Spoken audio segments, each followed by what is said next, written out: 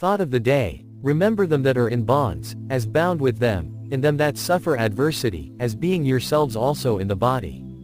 Hebrews 13:3. Richard Wurmbrand 1909-2001 was born in 1909 in Bucharest in the country of Romania. He was the youngest of 4 boys born in a Jewish family. He met a German carpenter in his village who gave him a Bible.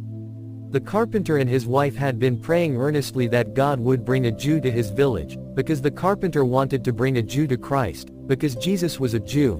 Richard and his wife knew that Christianity and communism were totally opposed to each other.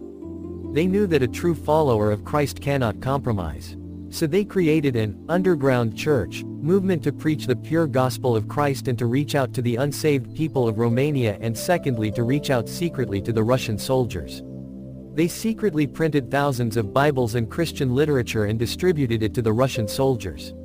Many of the Russian soldiers were convicted and they gave their life to Christ.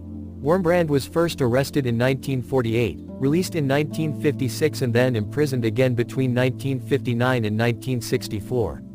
He spent nearly 3 years in solitary confinement in an underground cell, and was repeatedly tortured, brainwashed and forced to watch the humiliation of other Christian prisoners. Sabina was also imprisoned and subjected to 3 years slave labor. Richard Wurmbrand endured 2 terms of prison totaling 14 years. Sabina continued their underground church work, but was also incarcerated for 3 years in Romania's terrible labor camps.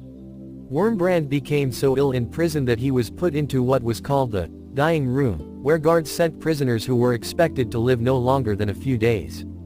Wurmbrand survived for more than 2 years before being released from the dying room. During that time he ministered to many people before their deaths.